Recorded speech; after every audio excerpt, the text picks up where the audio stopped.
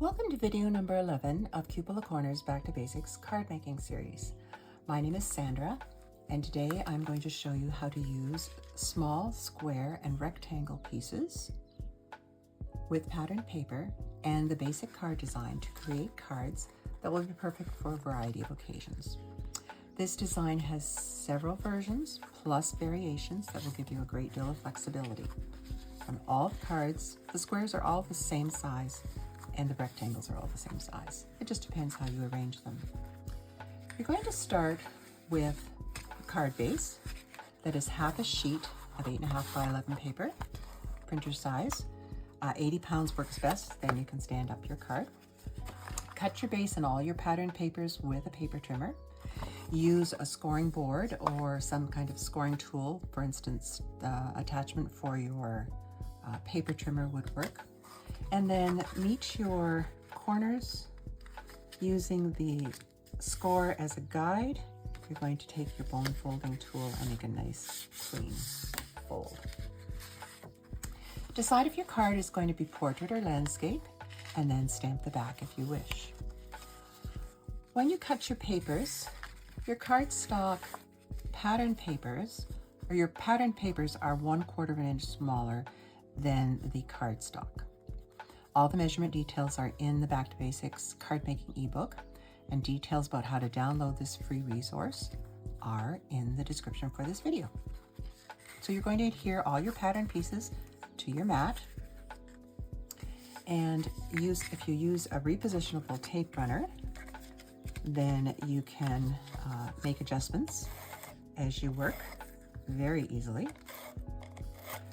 My handy silicone mat stops the dots from sticking to my work surface. Very handy. So we are going to this square. I've punched a hole in the middle with my Japanese screw punch, and I made an X on the back.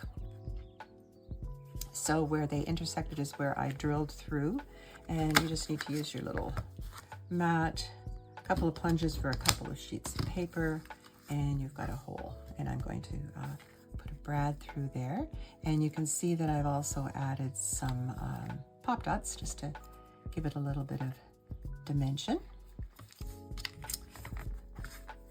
So your rectangle for this design is going to go about approximately 3/8 of an inch from the top left-hand corner.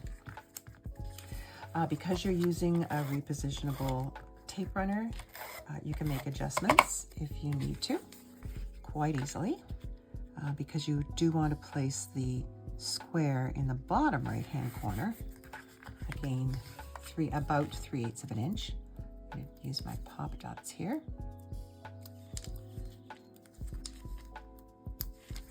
And just position that so it's about the same as that one. And they are going to overlap, which is what you want. That's how the design works. So you're going to adhere your prepared card front to the front of your card base. And you should get into the habit of creating your card front before you adhere it to the card base. And that is going to become more important and more critical, actually, as you begin creating more sophisticated cards. So again, we're going to have that 1/8 of an inch all the way around.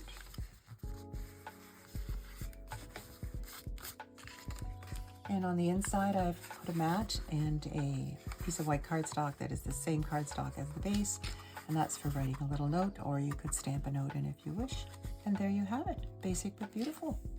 This card, like most Back to Basics card designs, can be used in portrait or landscape, so you could turn it this way,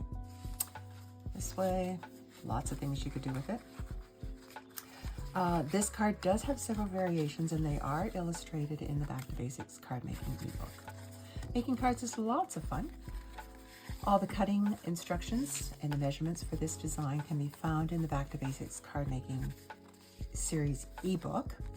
You can check the description for this video to learn how to download this free companion ebook and everything you need to know to take you from a beginner to an expert card maker.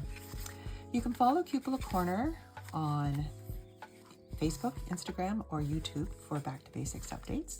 And we would love to have you join our Coffee and Cards Facebook group. We are building a caring and sharing community of card makers.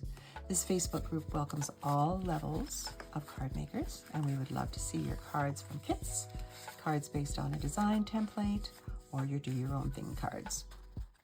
There is a link for this group in the description for this video. I hope that this video has been helpful to you as you continue on your card making journey. Video 12 is up next. We'll be using the basic card design from video number 1, and we will be adding different mini mats to create a basic but beautiful card design. Until then, happy card making!